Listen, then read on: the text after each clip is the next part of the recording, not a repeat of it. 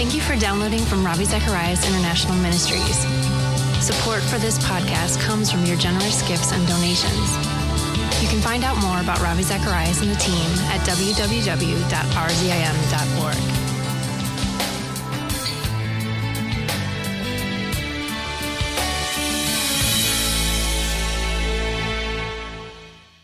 Hello friends, this is Ravi Zacharias. I cannot thank you enough for the kind of help you give to us, for the support you send our way, and because of that we are able to truly minister to our global audiences. Recently I was in Charlottesville, Virginia, and something happened that had never happened to me before. I'd finished my message and I was walking away from the platform when something within me said, "Why didn't you give an invitation?" when we could sense the presence of the Lord so clearly there. So the chairperson had already taken to the microphone. I turned around and walked back and said, "Do you mind if I give an invitation?" He said, "Not at all." I extended the invitation. Literally 2 hours ago, I got a message from the gentleman who hosted that event, and he said, "I wish I could tell you all the stories of what happened that evening." One of those who gave her life to Christ was a 90-year-old Buddhist woman for whom people had been praying for many years. Isn't it amazing? I may never meet this woman this side of eternity, but walking away thinking your work was done for the evening, the Holy Spirit prompted me to go back and give an invitation, and a woman who's lived on this earth for 9 decades chooses to give her life to Christ that night. These are the kinds of things that happen, and they happen because you support this work. We need you to keep praying for us, praying for this extraordinary team, and to send in your gifts, and please do so generously. We will promise to honor that trust and use your gift for the purpose for which this ministry exists, to proclaim Jesus Christ all over the globe and answer people's questions. Ask the Lord what He would have you do, and thank you for your generous support. Where do we find something where there is a referent, where we can find out what is true about my origin, meaning, morality, and destiny? Welcome back to Just Thinking. We know so little about this thing we call wonder. It appears to be indispensable to a happy and purpose-driven life, so why is it so easy to lose? So far in this series, Ravi Zacharias has established how meaning is lost in a world without wonder. If we can't take the time to appreciate the world around us, if we're too distracted by our own needs and interests, then we can't really have a meaningful existence. You may think that's a simplistic view, but Ravi will expand on that idea in more detail today. Here's part 3 of Ravi's message, In Search of Meaning. The meaning in wonder is not in an experience alone. It's not in verbiage alone, but it is in being rooted and related to the very creator and designer of our beings. And that wonder comes in Christ, who alone is that perpetual novelty. So in that early years, we find it in wonder. But as we come to the rigorous stage in your life and mine, we cannot just find it in fantasy. We cannot merely find it as something fantastic. All of a sudden, you're not looking at a world of wonder and fantasy anymore. You're looking for a world that is desperately asking the question you are in your education, the entire question of what is true. Where do we find that knowledge? Where do we find something where there is a referent, where we can find out what is true about my origin, meaning, morality, and destiny? And my dear student, you live in a world where we've been told lie after lie after lie. You never know whether what's coming over the airwaves is true anymore. Canada's young people had a survey done amongst them some years ago, and the question was asked, what is the greatest desire of your heart? Do you know what the Canadian teenagers told those surveyors? The number one answer was, somebody we can believe. And so we move away from the world of fantasy. Cinderella and Beauty and the Beast and all of that are all right when you're just glassy-eyed even with a tree and twinkling lights. But all of a sudden you're in the world of knowledge, you're in the world of understanding, and you say, where is the truth? My wife once took an airline flight, Korean airliner 007. And I well recall the day that I saw it shot down, how I gasped as I recognized it was the same flight my wife was in some time before that was ultimately blown out of the sky.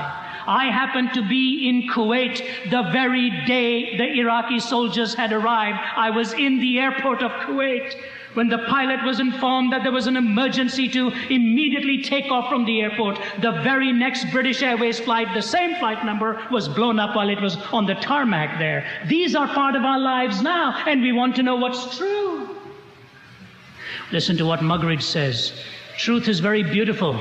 More so, I consider, than justice, which easily puts on a false face. In the nearly 7 decades I have lived through, the world has overflowed with bloodshed and explosions whose dust has never had time to settle before others have erupted, all in purportedly just causes. The quest for justice continues and the weapons of hatred pile up. But truth was an early casualty. The lies on behalf of which our wars have been fought and our peace treaties concluded. The lies of revolution and counter-revolution. The lies of advertising, of news, of salesmanship, of politics. The lies of the priest in his pulpit, the professor at his podium, the journalist at his typewriter. The lies stuck like a fishbone in the throat of the microphone. The handheld lies of the prowling cameraman. Ignatius Salone told me once when he was a member of the old Comintern how some stratagem was under discussion, and a delegate, a newcomer who had never attended before, made the extraordinary observation that if such and such a statement were to be made, it wouldn't be true. There was a moment of dazed silence, and then everyone began to laugh. They laughed and laughed until tears ran down their cheeks and the Kremlin walls seemed to shake. The same laughter echoes in every council chamber and cabinet room. Wherever 2 or more are gathered to exercise authority, it is truth that has died, not God. And I've been into the Eastern Bloc since this has happened, and that's exactly what they tell you. We've been lied to for 70 long years. We don't know what's the truth anymore. But wait a minute. Just in case we don't get back into some kind of consolation that we've been all right out here, we've not been exposed to the lies. Listen to what Muggeridge continues about the West. In this Sargasso sea of fantasy and fraud, how can I or anyone else hope to swim unencumbered? How can I learn to see through and not with the eye? How can I learn to take off my own motley, wash away my makeup, raise the iron shutter, put out the studio lights, silence the sound effects, and put the cameras to sleep? How can I watch the sun rise on Sunset Boulevard and set over Forest Lawn? Will I ever find furniture among the studio props, silence in a discotheque, love in a striptease, read truth off an auto cue, catch it on a screen and chase it on the wings of Muzak, view it in living color with the news, hear it in living sound along the motorways? No, not in the wind that rent the mountains and broke in pieces the rocks, not even in the earthquake that followed, nor in the fire that followed the earthquake, but it's in a still small voice, not in the screeching of tires either, or the grinding of brakes, or the roar of jets, or the whistle of sirens, the howl of trombones, the rattle of drums, or the chanting of demo voices. Again and again and again, that still small voice, if one could only catch it, that voice of God. But you see, here is the problem. And I want you to follow this argument because I think it is very, very pertinent, and see whether we can answer it as best as I can in this framework. It is this. When Jesus was taken to Pontius Pilate to be tried, and then he was going to be executed, they had a fascinating conversation. Pilate looked at Jesus while the high priests and all who brought him were standing outside the home because they didn't want to be polluted ceremonially. So they sent Jesus in with Pilate to be questioned. And Pilate sort of cynically said to him, "Are you a king?" Jesus said to him, "Do you ask this question on your own, or has somebody else set you up for this?" Pilate said, "Look, I didn't bring you here. Your own people brought you here." And then Jesus said this, "My kingdom is not of this world. If it were, my servants would fight to prevent it. My kingdom is from another place." Pilate says, "Aha, so you are a king then." Listen to the words of Jesus. "You are right. For this reason I was born, and for this reason came I into the world, to testify to the truth. Everyone on the side of truth listens to me." Do you know what Jesus said? That the problem in your life and mine is not the availability or the lack of availability of truth. It is the hypocrisy of our search. Truthfulness in the heart precedes truth in the objective world. In other words, intent is prior to content. Have you ever heard the story of Jose Rivera, the bandit from Mexico, who was ransacking some small Mexican towns and some small Texan towns? And so they hired a rather large-sized sheriff to go and scare Jose Rivera. And so he went on, and he arrived into the small town where Rivera supposedly made his hideout, and he walked into a bar, and he looked at a young man having a drink, and he said, "Excuse me, I'm looking for Jose Rivera. Do you know where he is?" And the young man says, "That's him sitting there by the bar all by himself." So the sheriff walked over and said, "Excuse me, sir, are you Jose Rivera?" And the man shrugged his shoulders, saying he couldn't speak English. So the sheriff called the young fellow over and said, would you please interpret for me? Ask him if he's Jose Rivera. The man answers saying, tell him, yes, so what? So the young fellow says, he says, yes, so what?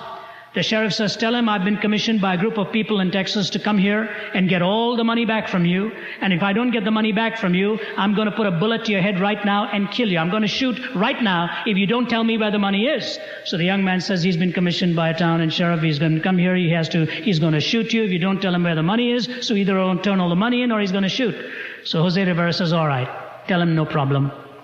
Tell him to go out of this bar, make a right, go for a mile, he'll see a well. Right beside the well, there's a huge concrete slab. And when you lift that concrete slab, there's a hole. Inside that hole, there's bags and bags and bags, and millions of dollars are in there that I have stolen in the last few years. Tell him to go out of the door, make a right, go for a mile. By the well is a hole covered by a concrete slab. Lift up the concrete slab in the hole. And he's waxing eloquent on this. And the interpreter looks at the sheriff and says, Jose Rivera says, go ahead and shoot.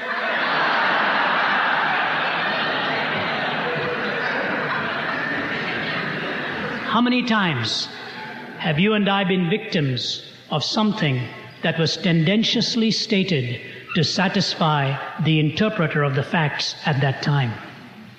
And I say to you, Christ said intent is prior to content. Now listen to the second part of it. You see, C.S. Lewis made a very valid comment when he said this. He said, modern man in his technology has something that unites him with magic while separating him from the wisdom of the ages. The question for the person of the ages ago, the wise man and the prudent man, the question was how to conform the soul to reality. That was the question. And the answer for the virtuous man of old was with virtue and righteousness and discipline. He said, for us moderns, the question has been changed. How can we reconstruct reality to satisfy our passions? And the answer is in a technique or technology. You see what he's saying? The wise man of old wanted to know how to conform the soul to reality. The answer was in virtue and righteousness and discipline. The modern man wants to know how to reconstruct reality to suit his or her own passions, and the answer is a technique or technology.